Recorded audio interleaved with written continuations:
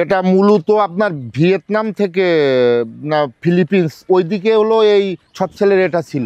এরপরে হলো আমাদের বাংলাদেশ থেকে কিছু মানুষ ওখানে গিয়েছিলেন আর কি, ট্রেনিং অনুযায়ী। এবার ওনারা ওখান থেকে যে টেকনোলজি, ও টেকনোলজিটাই মূলত এখানে নিয়ে আসছে। ওনারা যেভাবে করেন সেভাবেই মূলত এটা করতেছে আর কি। প্রথমত হলো কাঁকড়াটা তো জঙ্গল থেকে নিতে হয়, নেওয়ার পরে এরপরে ওই যে আমাদের মার্কেট আছে এখানে কাঁকড়া, ওই মার্কেটে উঠায় ওই যারা আহরণ করে, যারা জঙ্গল থেকে মানে জেলে পর্যায়ে আর কি, ওরা ওখানে বিক্রি করে, ওখান থেকে এনারা নেয় আর কি। নিয়ে ওর একটা প্রসেস আছে, সেভাবে এ করে ওই বক্স গুলাতে আর কি করে। কাঁকড়াটার প্রতি 3 দিন কিংবা 4 দিন পর 3 থেকে 5 গ্রাম ওই যে তেলাপিয়া মাছের কেটে করে ওরা, ওইটা একটা বক্সে একটা কাঁকড়ার জন্য একটা করেই দেয়। হ্যাঁ, তেলাপিয়া মাছ কেটে টুকরা করে 3 থেকে 5 গ্রামের আর কি। এটা হচ্ছে মানে কাঁকড়াটা চেক দেওয়া পড়তেছে, মানে এটা 3 ঘন্টা পর চেক দেওয়া পড়ে আর কি। 7টা 11টা আর মানে আপনার 3টার সময় চেক দেওয়া পড়ে। 3 ঘন্টা পর চেকের সময় আপনার মরা কাঁকড়া আর হচ্ছে আপনার খোলসের যে কাঁকড়া ওটা তুলে নেওয়া হয়। এখান থেকে আপনার খোলস যেটা দিছে সেটা আলাদা হয়ে যাচ্ছে, যেগুলো মরা আছে সেগুলো মানে নরম চরণ হয়ে গেছে, একদম মারা গেছে আর কি। ও দেখলে পাওয়া যায় ওগুলো। এগুলো আপনার পাশে মানে কোম্পানি আছে, কোম্পানিতে মানে এই খোলস দেওয়ার পরে এই খোলসটা মানে আপনার বাসায় নিয়ে যাওয়ার পরে ওখান থেকে অক্সিজেন দিয়ে ওটা মানে কোম্পানিতে পাঠিয়ে দেওয়া হয়। ওখান থেকে ওটা বিদেশি রপ্তানি হয়, খোলসটা বিদেশি রপ্তানি। এটা হচ্ছে আপনার বাইরে, এটা হচ্ছে রপ্তানি করা বিদেশে। আর এটা হচ্ছে আপনার মাছের খাদ্য বা মুরগির খাদ্য, ফিট এসব তৈরির জন্য এটা মানে এটা নিয়ে যায়। হচ্ছে আপনার তেলাপিয়া মাছ, এটা হচ্ছে আপনার পরশু দেওয়া পড়ছে আর কি। এগুলো মনে করেন পিস, যেগুলো ছোট যে 50 গ্রামের থেকে সেগুলো হচ্ছে সফসেল করে, এগুলো সাইডে সব সফসেল করে। আমরা মনে করেন এগুলো হচ্ছে আমরা হার্ড মাল, এগুলো হচ্ছে মানে বিক্রি হয় অনেকটা।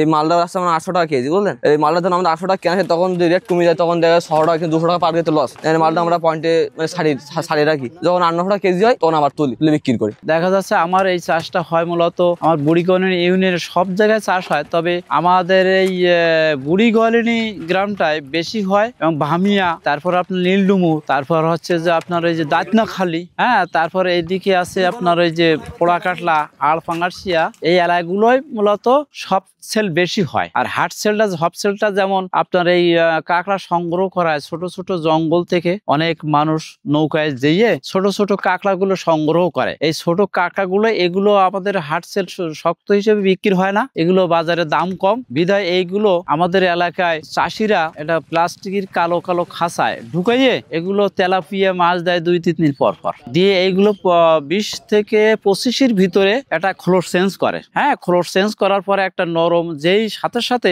মিষ্টি পানিতে রাখতে হয়। এইটা যদি মিষ্টি পানিতে না রাখে তাহলে কিছুক্ষণ পরে আবার হার্ড হয়ে যায়। ওরা কিছুক্ষণ অন্তত 1-2 ঘন্টা সাথে সাথে খাঁচার থেকে উঠাইয়ে মিষ্টি পানিতে রাখে, এবং মিষ্টি পানির থেকে ওটা 1-1.5 ঘন্টার ভিতরে ওটা আমাদের এখানে অনেক কোম্পানি আছে, তারা 100 মন এই কাঁকড়া ক্রয় করে, এবং ক্রয় করে তারা সাথে সাথে ওইটা প্রসেসিং করে এবং তারা ফ্রিজ আপ করে। এটা ওরা ডাইরেক্ট শিপমেন্ট করে বিদেশে। যদি বিদেশে কোনো সমস্যা না হয় বা জাহাজ বিদেশে যেতে কোনো সমস্যা না হয়, তাহলে এরা বেশ একটা লাভবান হয়। এমনকি আছে 1 বছরে 10 থেকে 15, 20, 30, 40 লক্ষ টাকা পর্যন্ত লাভ করছে। হ্যাঁ, 1 থেকে 1.5 বিঘা জমিতে চাষ করে। এবং এগুলো অনেক সময় দেখা যাচ্ছে গত বছর 25 থেকে 2800 টাকা কেজি বিক্রি হয়েছে। লাইট চেক, যেগুলো মেয়ে কাঁকড়া বলি আমরা, এগুলো 2500 টাকা থেকে 2800 টাকাও বেচাকেনা হয়েছে। তবে সবসময় এই রেটটা থাকে না, এটা বিশ্ব মার্কেটে মাঝে মাঝে চেঞ্জ হয়। তবে একটা ভালো ব্যবসা, এবং এতে রোগ বালাই কম হয়। কিন্তু এখন আমাদের যেমন বাগদা চিংড়িতে ভাইরাস একটা রোগ আছে, এগুলো অধিকাংশ চাষি লাভবান হতে পারছে না, লোকসান গণছে। কিন্তু কাঁকড়া চাষটা বা ভেটকি, এর নেই যে কাঁকড়া, এর ভিতরে কিন্তু আবার মাছ, তলায় মাছ আছে, এর ভিতরে তলায় আবার মাছ আছে। হ্যাঁ, একটা 2টা, এরা তো ভাস না থাকে। আর এদের তলায় আছে আপনার দাঁতনি মাছ, পায়রাতালি, অনেক সময় ভেটকি মাছ দেওয়া থাকে, তেলাপিয়া মাছও থাকে। হ্যাঁ, বিভিন্ন ধরনের মাছ এর তলায় চাষ হচ্ছে। এমন একটা জিনিস এই কাঁকড়া, এতে যদি আপনি নলি ভেঙে যায় বা যে 2টা পা খাদ্য খায় যেটা, হ্যাঁ, ওইটা যদি একটা ভেঙে যায় অর্ধেক দামেও বিক্রি হবে না। ওটা কিন্তু প্রজেক্ট আলারা নেবে না, হ্যাঁ, কোম্পানিরা ওগুলো নেবে না, অর্ধেক দামেও নেবে না। তো এগুলো খুব সাবধানে, আর এগুলো সাধারণত হাতে গ্লোভস পরে কাজ করতে হয়, যে হালকা কামড়ও মারে যেন আমাকে বডিতে স্পষ্ট না করতে পারে। পারে। এটা চাষ করবে প্রথমে দেখা যাচ্ছে ওর ওই পানিটা টেস্ট করতে হবে যে পানিটা এই কাঁকড়া চাষের জন্য উপযুক্ত কিনা।